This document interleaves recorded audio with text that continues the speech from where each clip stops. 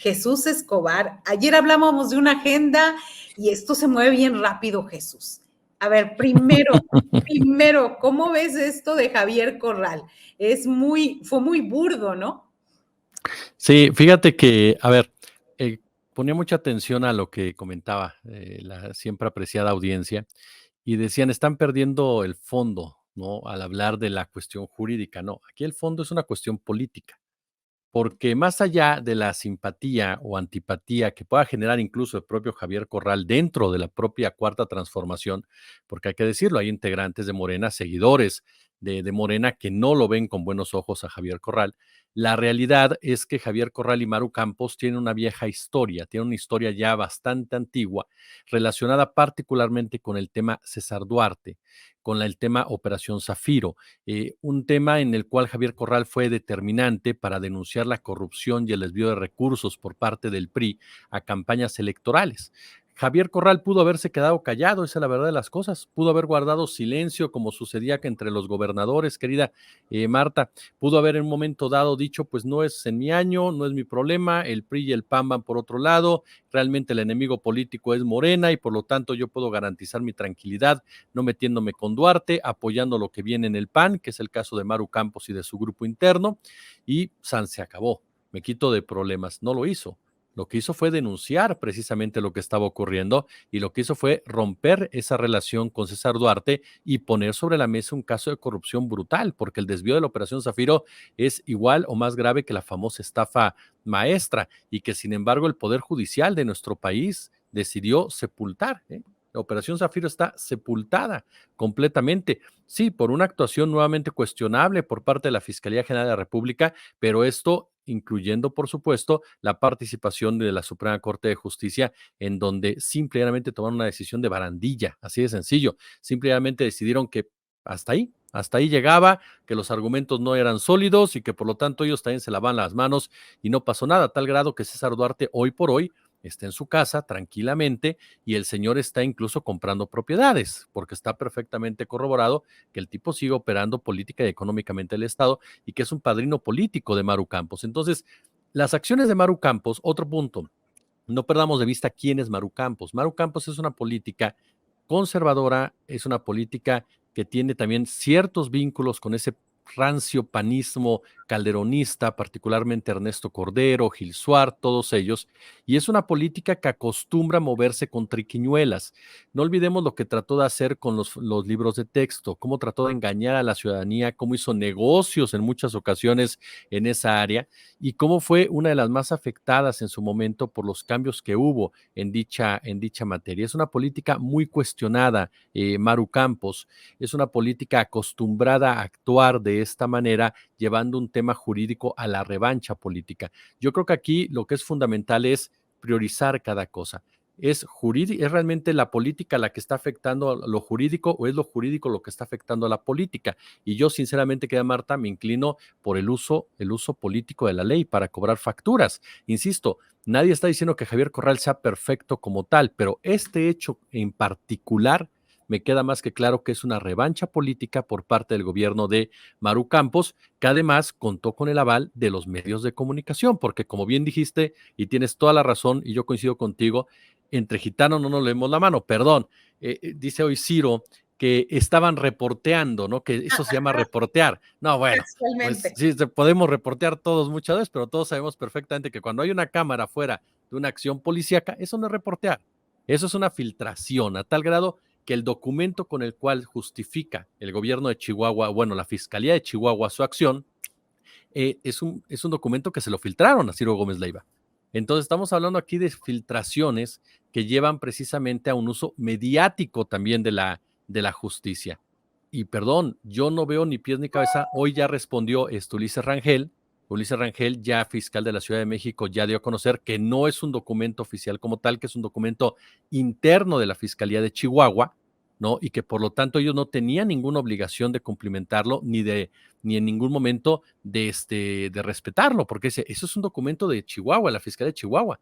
No es un documento en donde nosotros hayamos aceptado colaborar.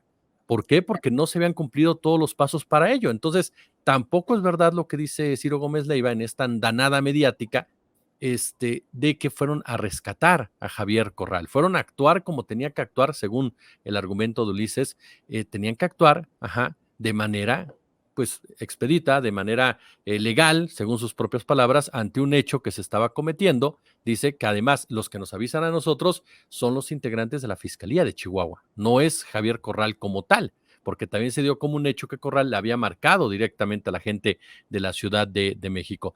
Pero insisto, más allá de todos estos dimes y diretes, me queda claro que es una revancha política, que es un ajusticiamiento por parte de Maru Campos, que no es el primero que lleva a cabo, que recordemos, querida Marta, cuando se llevó a cabo la elección ya le habían preparado una emboscada a Corral allá en Chihuahua. Recordemos lo que pasó con la librería también de Corral, cómo se la cerraron. Recordemos qué fue lo que pasó con el anterior fiscal de Chihuahua, agente de Javier Corral, que también se le fue encima a Maru Campos por el tema de la Operación Zafiro. Es decir, estamos ante un hecho innegable de revanchismo político y sobre todo no olvidemos un detalle. Javier Corral es senador por Morena y en este momento, con todo el tema de las reformas, por supuesto, un senador más, un senador menos, en definitiva juega un papel determinante, porque a diferencia de la Cámara de Diputados, en el Senado Morena no tendrá la mayoría calificada, está a 3 senadores. Por lo tanto, el hecho de que te quitaran a un senador juega también un papel importante en este ajedrez que se va dando en la conformación. Y un punto más, manchas de una manera u otra, por supuesto, uno de los principales planes y estrategias de Claudia Sheinbaum, que es el tema de la corrupción. ¿Por qué? Porque Javier Corral fue quien encabezó precisamente esa área durante toda esta campaña política, ¿no? Así es, y bueno, para poner en contexto también, ¿qué es Operación Zafiro? Esto es una situación que se dio a conocer luego de que gobiernos y autoridades de 7 estados de la República desviaron cerca de 650 millones de pesos provenientes de dinero público a empresas fantasma mediante un esquema de financiamiento ilegal que benefició al PRI en las campañas electorales. ¿Y de quién estamos hablando? Chihuahua con César Duarte Jaques, Durango, Sonora, Colima, Estado de México, el Congreso de Morelos y la delegación entonces, delegación Milpalta de la Ciudad de México. Así que toda esta operación Zafiro fue parte de lo que dio a conocer Javier Corral en su momento.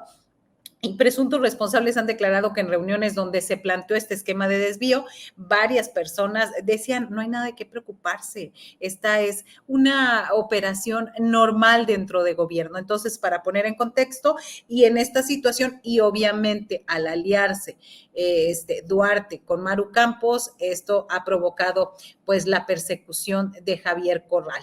Así que eso que dices es bien importante, Jesús. Ese número de senadores. O sea, que infiero, ahora sí, infiero que a partir de ese momento Morena tiene que revisar los expedientes y revisar cuáles de sus senadores están en peligro. De aquí a estos 15 días, ¿eh? Estos 15 días, ¿por qué? Porque si lo está haciendo Maru Campos, y me parece también que es una mala señal después de que se reúnen con la presidenta electa Claudia Sheinbaum, gobernadores de todos los partidos, salvo el de Jalisco, porque todavía no había una determinación jurídica legal acerca de su nombramiento, su constancia de mayoría y demás. Me parece que es una mala señal ya desde ahora de Chihuahua hacia el gobierno federal. Sí, fíjate que Maru Campos, por ejemplo, fue de las principales promotoras de Xóchitl Gálvez, hay que recordarlo. Fue de las gobernadoras de oposición que abiertamente apostó por Gálvez, incluso, perdón que lo exprese así y ofrezco una enorme disculpa a la audiencia, pero para recordarlo, pendejeó al presidente Andrés Manuel López Obrador, ¿no? Fue una de las personas que, utilizando un léxico de esa naturaleza, trató de una u otra manera de poder respaldar cada una de las actitudes, señalamientos que hacía Xóchitl Gálvez, y fue de las principales críticas de Claudia Sheinbaum, ¿no? Durante este periplo. Incluso hizo también señalamientos relacionados a las supuestas incapacidades de Sheinbaum como jefa de gobierno. Hicieron comentarios que también rayaron en este debate que la propia Xóchitl Gálvez puso sobre la mesa de la violencia política de género y demás. Es decir, es alguien que abiertamente se manifestó siempre en contra de la continuidad de la cuarta transformación. Lo que me llama, y que yo estoy de acuerdo, puedes estar en banquetas diferentes y sin embargo te reúnes, ¿no? En un momento dado, pero me parece que este tipo de actos lo único que vienen es a abonar en esta disputa política, es decir, que no tienes la capacidad suficiente en un momento dado de entender que ya acabó el proceso electoral, que el proceso electoral terminó el 2 de junio y si queremos ser un poco más exquisitos, terminó el día de ayer con la calificación de la elección por la presidencia de la República.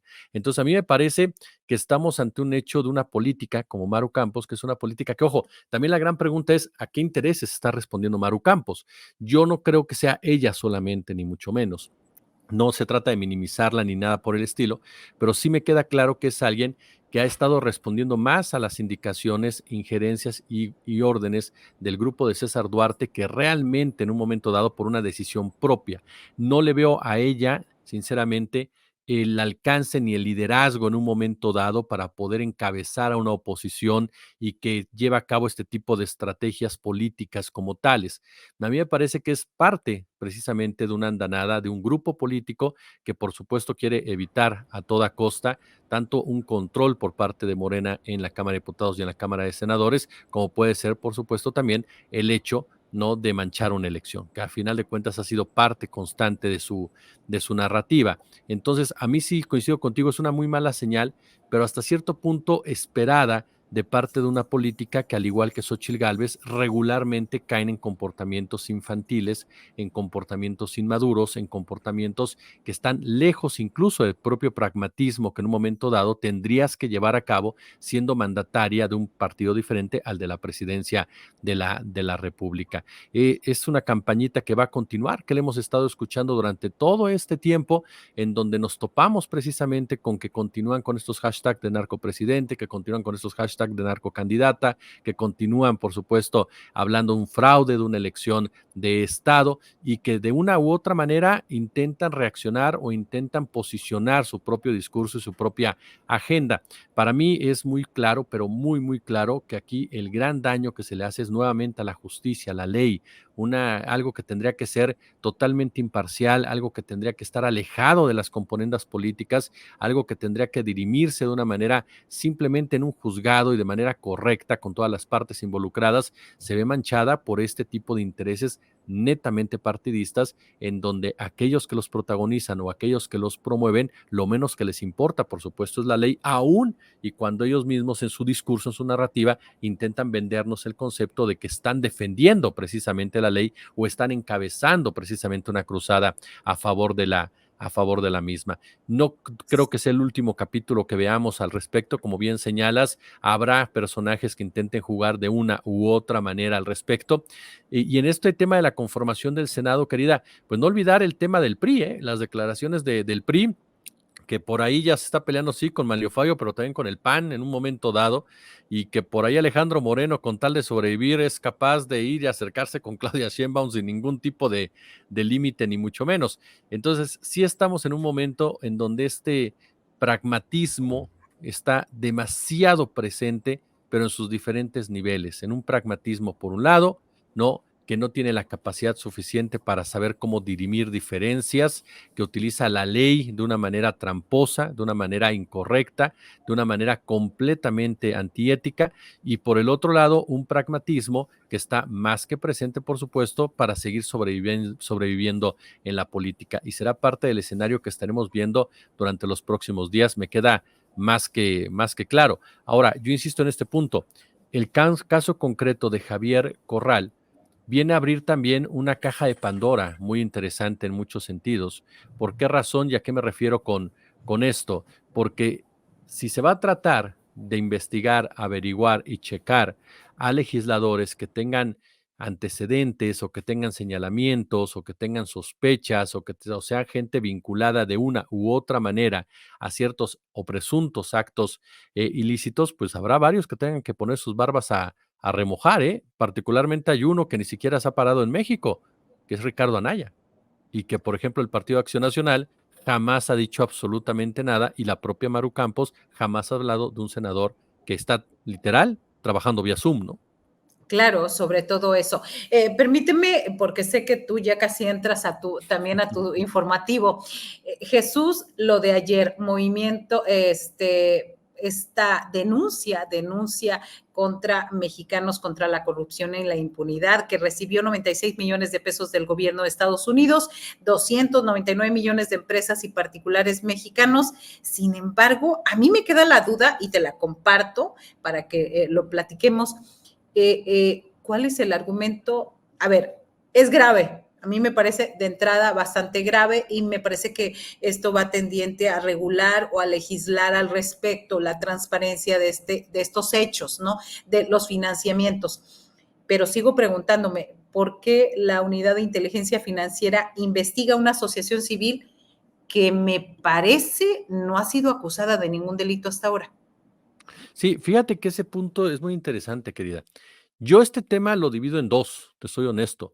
Por un lado, me parece incorrecto, no me parece que haya sido adecuado que se hayan presentado los salarios de los trabajadores de Mexicanos contra la corrupción y la impunidad, en donde había periodistas, donde había administrativos y donde había gente que no tiene que ver con la línea editorial de Mexicanos contra la corrupción y la impunidad, que no es gente que tenga responsabilidad en el marco de los acuerdos o los donatarios que reciba esta ONG. Entonces, a mí me parece que el hecho de plantearlos así, evidenciar así, no es algo que ayude en este debate.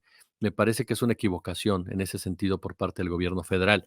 Ahora, del otro lado, ¿qué pasa? A mí me parece que no podemos soslayar tampoco.